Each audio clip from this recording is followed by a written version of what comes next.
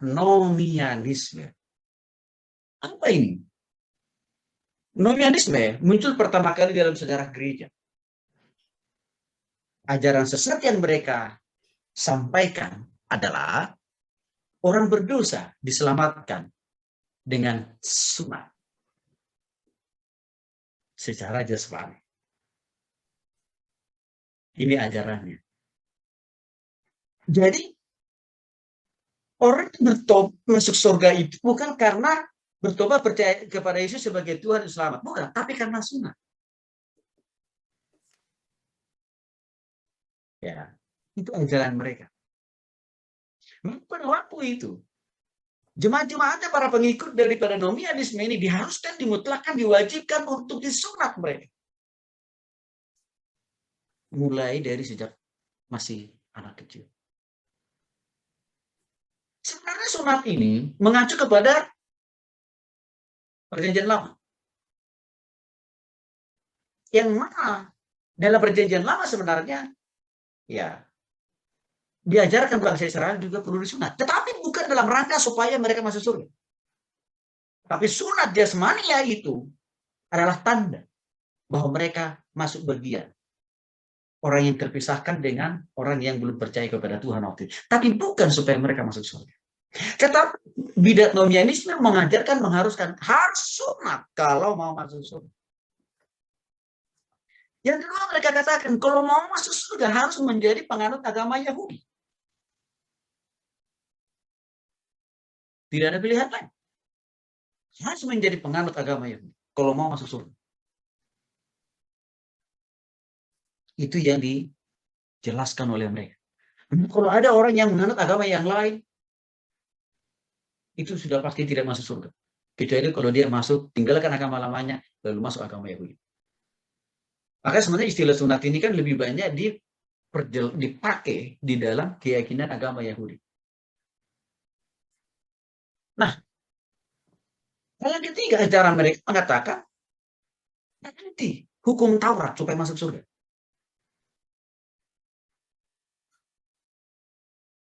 Tanpa menaati hukum Taurat, tidak ada surga bagimu. Itu kira-kira yang mulai dijelaskan oleh bidat nomianisme ini. Nah, untuk itu sebenarnya dari dalam PL dan PB, orang-orang nomianisme ini kan begitu kencang sekali berhadapan dengan Yesus sebenarnya, yang diwakili oleh orang-orang Farisi. Ahli-ahli kitab Taurat itu, ahli-ahli kitab itu kan Bapak Ibu, ini yang dihadapi oleh Yesus di Perjanjian Baru sebagai bagian daripada yang sudah ada cikal bakalnya ini sebenarnya di Perjanjian Lama sebenarnya. Ini bukan perbuatan baik sebanyak mungkin. Ini bicara masalah tentang amal. Itu yang dipahami oleh seorang muda yang kaya raya itu. Waktu dia sedang berhadapan dengan Tuhan Yesus. Bagaimana aku supaya bisa masuk surga? Saya sudah melakukan hal yang baik selama dalam hidup saya. Itu kata anak muda itu. Maka dengan bangganya dia memamerkan kebaikannya itu, amal perbuatannya itu, dengan satu keyakinan, gue pasti masuk surga. Kan gitu. Tuhan Yesus sentil dia dengan satu perkataan. Juallah dulu semua yang kau punya, maka engkau baru layak untuk mengikut aku. Mungkin dia. Sudah cukup perbuatan baik, amal baik sudah saya lakukan dulu untuk memberkatkan saya masuk surga. Saya yang ini juga harus Tuhan Yesus saya jual. Kan gitu. Konsep pemahaman si anak muda yang kaya raya itu dapat dari bidat nomianis. Maka hati-hati Bapak Ibu.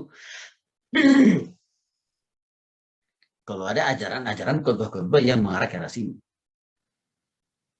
Sebab jelas Alkitab kita menjelaskan, ya, sunat itu dijelaskan di dalam Kisah Para Rasul 15 ayat 1 sampai 11. Tidak menyelamatkan orang masuk surga. Tetapi melakukan hukum Taurat. Tidak langsung secara otomatis memberangkatkan orang, menjaminkan orang, memproteksi orang masuk surga. Itu ditata dalam Galatia pasal 2 ayat 16. Ini langkah-langkah apologet yang bisa kita lakukan kepada penganut bidat nominalisme. Hati-hati Bapak Ibu, kadang-kadang ada juga ajaran yang hari-hari ini kayak nyerempet-nyerempet ke sini.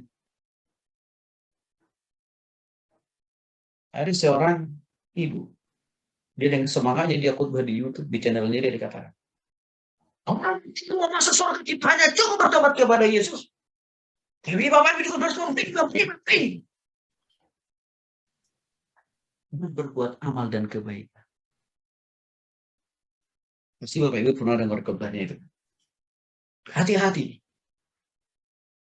Kita sedang dibawa dan digeser kepada pemahaman bidat nominalisme. Itulah persoalannya kalau orang tidak belajar Alkitab secara komprehensif. Dia hanya mengutip ayat yang satu ayat. Lalu dia pakai dengan seenaknya hanya untuk kepentingan. Memberi itu, apakah perpuluhan atau persembahan, bukan supaya kita masuk surga. Tapi memberi itu adalah bukti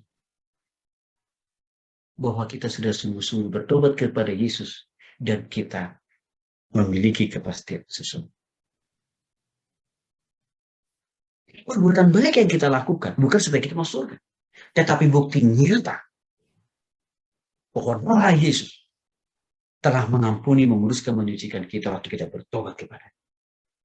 Jadi jangan dibolak-balik.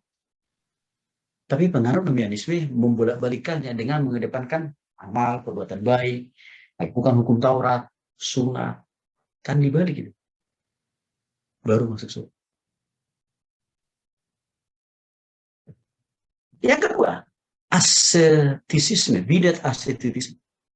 Ajaran ini sebenarnya muncul dilatarbakangi oleh filsafat bahwa materi, artinya bumi dan segala isinya, yang ada di dunia ini jahat. Maka tidak mungkin Kristus yang suci tersebut turun ke dunia yang fana. Jadi mereka ini punya perspektif.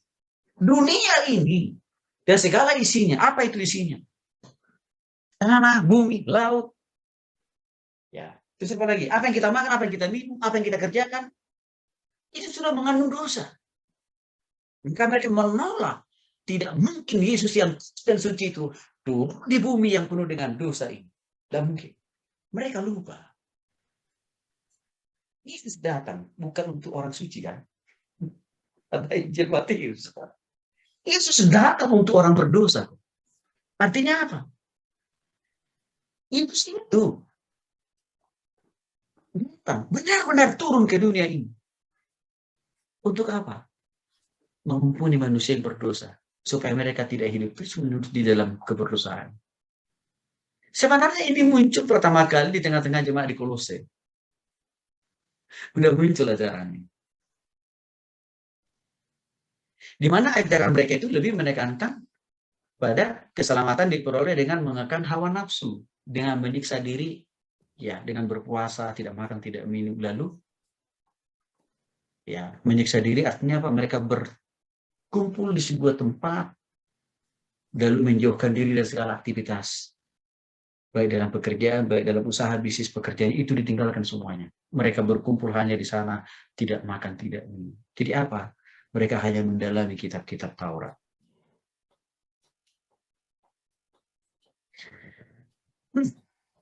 Ajaran yang kedua yang mereka sampaikan, menaati semua peraturan yang dibuat oleh pemimpinnya. Ya. Jadi memang ada aturan tambahan yang dibuat oleh pemimpin ascetisme ini. Maka mereka harus taatin itu. Aturan apa itu? Itu tadi.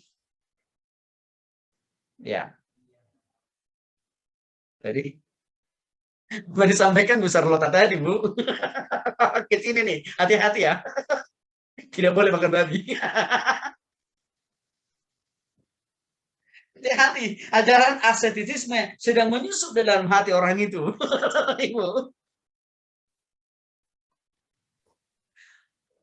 Ya, itu. Ya, dengan mengkapitalisasi. Ya, tidak boleh makan babi, nanti sifat praktek hidupnya jadi sama seperti biasa. Enggak lah. Itu bagian pengajaran ascetisisme sebenarnya. Ya. Langkah apologet apa yang bisa kita lakukan? Bisa kita lihat kalau misalkan ya Kolose pasal 2 ayat 8 ayat 13 sampai 18 jelas ini tentang ajaran turun temurun ya dari nenek moyang tidak boleh kita terima dengan begitu saja. Itu kan langkah-langkah apologetnya ada di dalam Kolose 2 ayat 8 ayat 13 sampai 18. Ya. Bahkan dalam 1 Yohanes 4 ayat 1 sampai 3. Ya. Jelas juga dijelaskan di sana bahwa bidah asketisisme ini memang tidak mengakui Yesus sebagai Allah. Kan yang mereka katakan di awal tadi Yesus itu tidak benar loh lahir dan turun di bumi ini, orang di bumi ini penuh dengan dosa. Tapi minimal ayat-ayat ini bisa kita pakai untuk berapologet dengan mereka. Nah, jadi hati-hati secara pribadi-pribadi kadang-kadang juga ada orang kembali kepada pemahaman asketisme ini sebenarnya. Ya. Jadi mereka tidak mengakui Yesus Allah yang menjadi sang penyelamat. Tetapi diselamatkan itu hanya dengan mengekang hawa nafsu, meninggalkan pekerjaan usaha dan bisnis, dan mereka hanya di sana apa? Mendalami kitab mereka, ajaran pemimpin itu mereka. Itu kalau saya kita ada sedikit persamaan ini dengan bidah masa kini. Ya kita sudah singgung tadi di awal. Ya, itu apa? Biasanya mereka kan ditantang untuk berkumpul dalam satu komunitas, dalam satu tempat, lalu mereka dipaksa meninggalkan usaha pekerjaan dan bisnis mereka. Kan itu yang dialami oleh para pengikut pondok Nabi, Mangapin Sibuya kan. Mereka meninggalkan istrinya, meninggalkan suaminya, meninggalkan usahanya, meninggalkan pekerjaan, meninggalkan profesinya sebagai dokter. Itu pola yang sebenarnya diadopsi dari pola asketisme ini sebenarnya. Ya. Bidat yang berikutnya, yang ketiga, anti resurokasianisme. Apa ini? Sebenarnya bidat ini berkembang pada abad pertengahan. Abad pertama. Ajaran sesat yang mereka lahirkan dan mereka kembangkan adalah Kristus tidak benar-benar bangkit. Maka bagi manusia pun tidak ada kebangkitan dari kematian. Dan itu sangat bertentangan dengan 1 Korintus 15 ayat 12 sampai 13. Bahwa kebangkitan Kristus yang pertama itu menjadi bukti nyata bahwa semua orang percaya akan dibangkitkan juga pada saat nanti. Itu dicatat dalam 1 Korintus 15 ayat 12 sampai 13. Jadi untuk mengkanter ajaran anti resurekuasianisme ini begini, kita pakai 1 Korintus. Nah, saya katakan tadi, memang mereka tidak memakai, ya kalau hubungannya dengan bidat masa kini, tidak memakai nama yang sama, tapi ajarannya ada kesamaan. Tokoh-tokoh yang menyebarkan ajaran ini adalah Hymenius dan Philetus. Ya, yang mengajarkan tentang ini, Bapak Ibu. Maka untuk itulah mereka mengatakan kebangkitan manusia sudah berlangsung sejak lahir ke dunia ini, sejak dari Adam dan Hawa. Maka untuk itu tidak perlu lagi kebangkitan yang kedua. Maka, ya, mereka katakan kalau orang sudah mati, sudah selesai.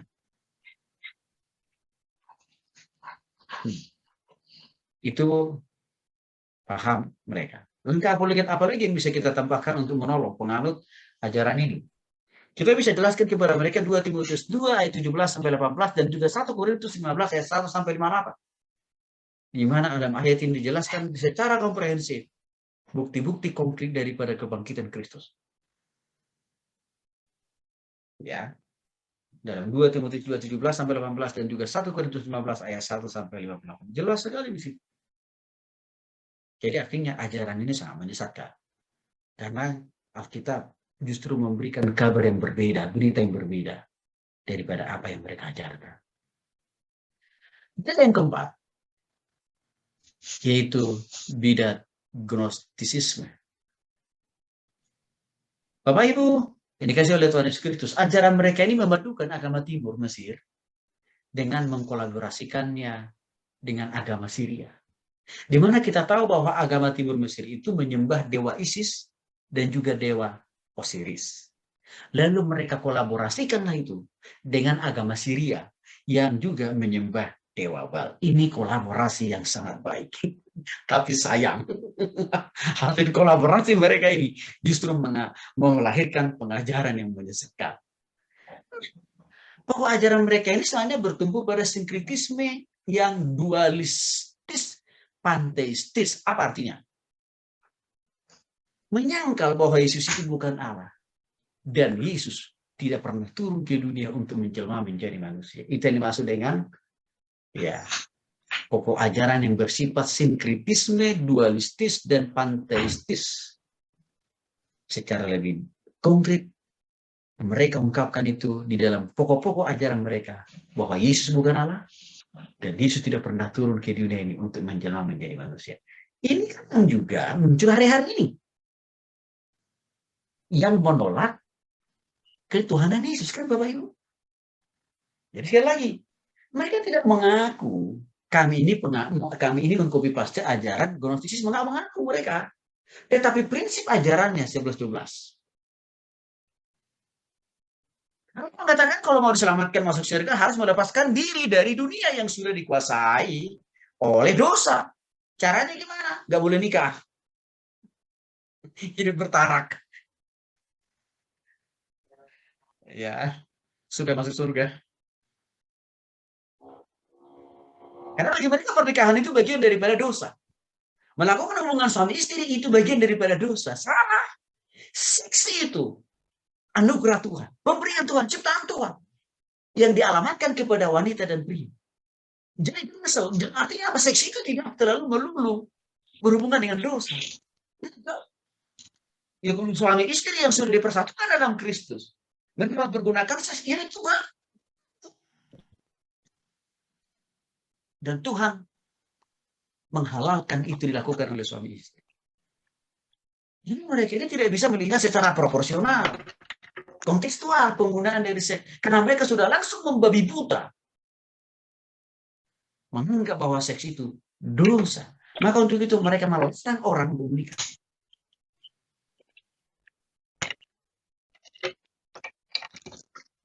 Mereka mendorong supaya pengikutnya itu supaya menahan diri dan mematikan hawa nafsu. Ini dia.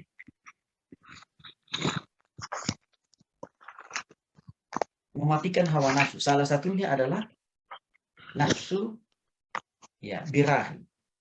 Harus dimatikan dengan cara apa? Tidak boleh menikah. Tidak boleh punya pasangan. Padahal kan saya katakan tadi, birahi itu anugerah Tuhan.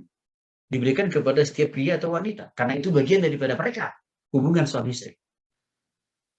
Mungkin kalau itu tidak dilakukan di luar konteks pernikahan, kan itu dosa lah. Tapi bagi suami istri yang sudah diberkati, dipersatukan oleh Tuhan, birahi itu suatu hal yang positif. Karena dengan birahi itu menjadi perpanjangan tangan Tuhan. Manusia itu mendapatkan generasi selanjutnya. Tapi mereka langsung total.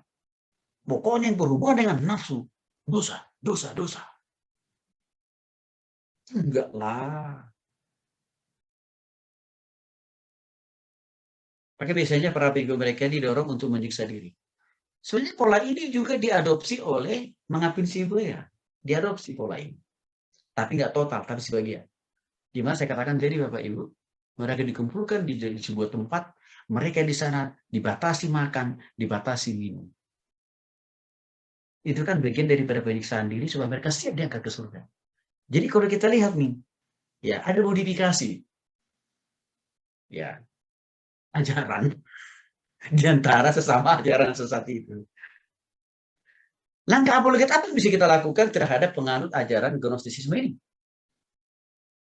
Contohnya misalkan, kita bisa membuktikan, menjelaskan kepada mereka tentang bukti ketuhanan Yesus di dalam 1 Korintus 12 ayat 3 dan Filipi 2 ayat 11 jelas sekali. Bahkan Yesus itu sama tingginya dengan Allah. Dan terbukti apa? Yesus itu juga menciptakan bumi dan surga. Dan dia mengantarkan orang masuk surga. Karena dia adalah Allah. Itu dicipta baik-baik dalam Kolose pasal 1 ayat 15-20. Bahkan Yesus itu juga berkuasa untuk mengampuni dosa karena dia Allah. Itu jelas dicatat dalam Matius pasal 2 ayat 5 sampai dengan 12.